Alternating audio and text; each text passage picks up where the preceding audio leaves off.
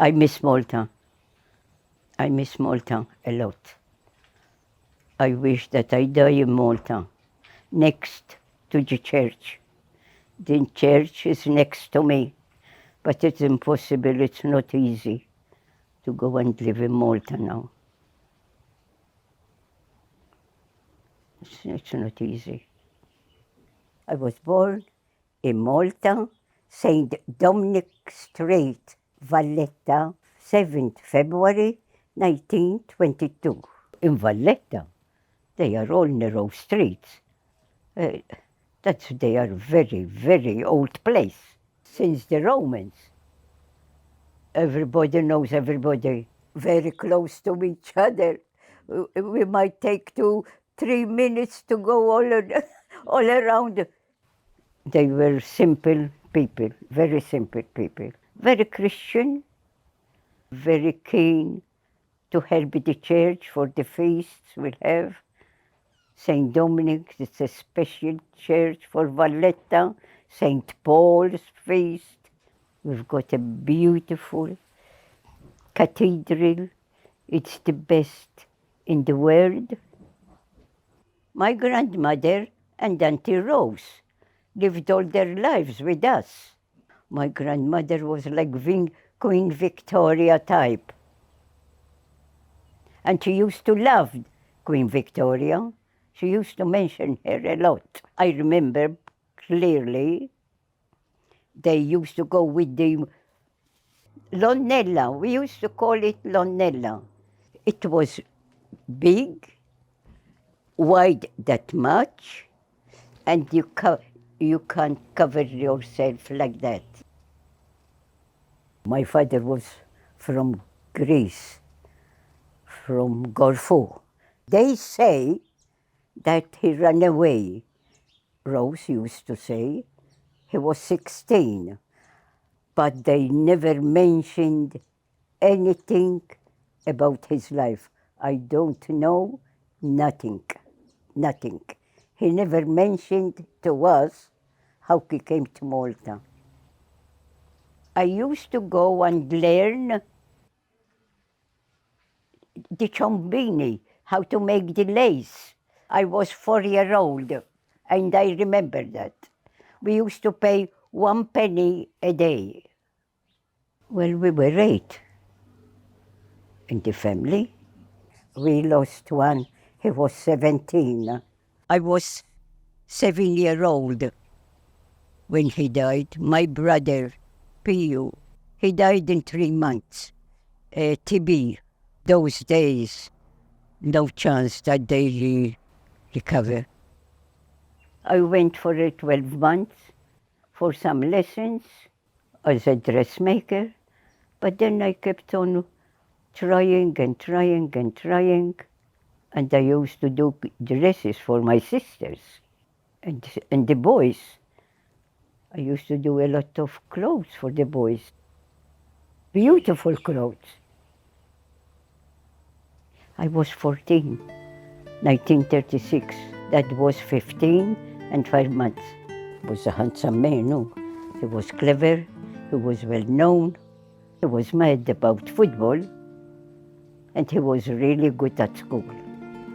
I met him at the upper baracca with my friends. I had friends, he had friends. The young ones, we used to meet there, having fun. They used to have all the Italian songs that keep you happy. Everybody write the songs, we give it to each other.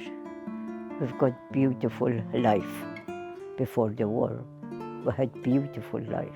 One day, yes, my brother went and asked him not to go out anymore with me because we were too young. We were too young.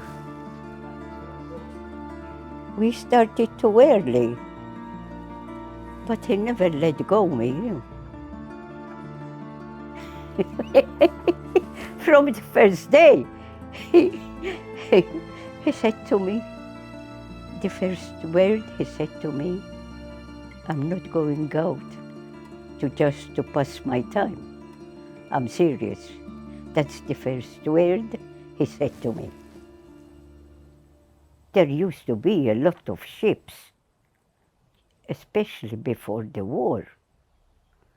Most of the people in Malta, they got the job, soldiers, police, and the navy. Officials and captains, they used to live in Malta for years. They must be stationed for 2 years, 3 years, 4 years, and they loved Malta. The English people loved Malta a lot. They fight with the Maltese, they got drunk and they fight with the Maltese. That's all I can remember. I remember going in the opera house. I was about 6, 8. I saw Madame Butterfly, Ida, and Camel. My brother used to play in the Royal Opera House. Beautiful place. Beautiful place. Big, big tragedy when it was blown down, the Royal Opera House. Such a beautiful place. Mussolini betrayed us because Malta, it was Italian before the war. Most of the people were Italians. Mussolini betrayed the Malta. The first air raid was 7 o'clock in the morning, and the first bomb hit a family. A woman had a baby of 2 days, and she had another 2 kids. She was in bed with the baby, and she put the 2 kids on her bed, and it hit their place. They died. I saw the Battle of the Lustrias in Floriana. It was at the beginning of the war, eh? It started about 10:30, and it was such a big, big air raid. It was 2.5 hours. Oh my God. We saw them. You can see them because we were very close to the Grand Harbor, only 1 block away from the Grand Harbor. Horrible, horrible. From the first day of the war, we tried to run away from Valletta. At Medina, it was a bit far away from Valletta, the Grand Harbor. Once, we were not married yet, we saw a fight. It was in a big hill in Medina. Rabat was in the highest peak of Malta. And we were there and we were watching a big, big air raid. The Grand Harbor was in a huge fire. We never forget that. We never forget that. It was in a huge, big, big fire. The war was in 1939, and we got married 1941. I wasn't 20 when I got married. Oh, I tell you the story of the wedding day. Oh my God. I ordered the horse and carriage to come for me 1:30. And it was winter. And they came for me 4 o'clock. Already, it was December. Already getting dark. And those days, there wasn't any buses anywhere. You don't find a bus because they used to keep them for only people who work. Otherwise, they won't have any petrol. They were very short of petrol and things like that. So we got married in the dark. I had the party in just a small room with few people, family. We were 10, 12, 10 o'clock. We had an air raid. His mother and his father, they had to go to Floriana. They never had the transport to go to Floriana. So they had to sleep in our, we used to live in a small flat. And they stayed in the lounge. My new husband and myself in a small bed, my brother next to my husband, and my sister stayed near me in one bed, single bed. That was my wedding day. And we had a small place of our own, no? And we, unfortunately, it was bombed down 3 months after we got married. We lost everything, what we had. We lost everything. I never told you what happened to me on my 20th birthday. We couldn't celebrate the birthday on the 7th of February, and we had to celebrate it a week after. We were going to the picture, and we met one of his mates, schoolmates. And we were talking, and we were talking, we're going to the Regent. And he said to us, I'm going to the Manuel. He said to us, come with me, we haven't been seeing each other for a long time. And we went to the Manuel. After the Manuel finished, it was about 5 o'clock, I think, if I remember correctly. There was a big fight, strada stretta. The sailors used to go and drink there, and they used to fight a lot with the Maltese. And we kept on walking. All of a sudden, they were saying, air raid, air raid, air raid, the red flag is on. The shelter was under the court, and the court was, here is the Regent. Across the road from here up to there, it was the court. And we ran to go in the court. By the time we're going in the court, the bomb fell on the Regent. It fell. Then we were very upset. His parents were waiting for us in Floriana, and that was it. It was a miracle. It was a miracle. That's the first miracle in our life. After the war, most of the buildings were damaged. Most of them, they were damaged, but they were strong. But we had we lost a lot of homes.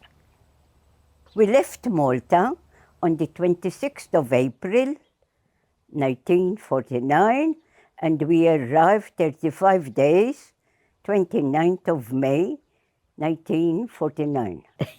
Everything is closed. It was Sunday. It was a big difference for us. We were young, and we didn't know what we're going to be, or we like it, yes or no. All I can say, it was a shock for me, for sure. Big shock. But I never said a word, I never said a word that I'm not happy. Oh my God, still about 2 years ago, I never stopped sewing. How much sewing I did in my life. Oh my God. When the weddings are on, I used to wake up 4 o'clock to finish up the clothes. I did one all lace for Doris. and I did one for Josie, but Carmen used Doris' dress because Carmel was married 10 months after Doris. It was too much for me to start again from the beginning to do new clothes. She was complaining because she was wearing second-hand dress. I'm very proud of my children and my grandchildren. They are gorgeous kids. I love them so much from the bottom of my heart. I'm getting nearer and nearer and nearer to be away for good. But that's in God's hands. We thank God for these 50 years which they have spent together in married life with their families. Thanks to God. We were married for 62 years. That's a long time. We thank our friends for coming here to celebrate with us this union of 50 years. Thanks be to God. We stayed together till we died, till he died. Before he died, 2 days before he died. 2 days, it was Wednesday. He died on Friday. He said to me, I said to him, I love you, darling. He said to me, what you talking about? I loved you all my life. That's what he said to me. That's the last word, when I never saw him again. Because he died in one of the nurses' hands. And he was so well. A clot.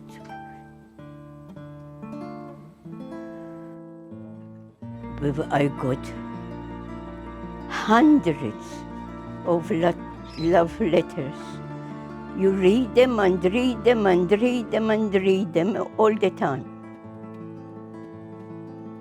People in the street, they stop me and tell me how much he loves me. At church, in the supermarket, in the streets, I meet people and tell me how much he loved me.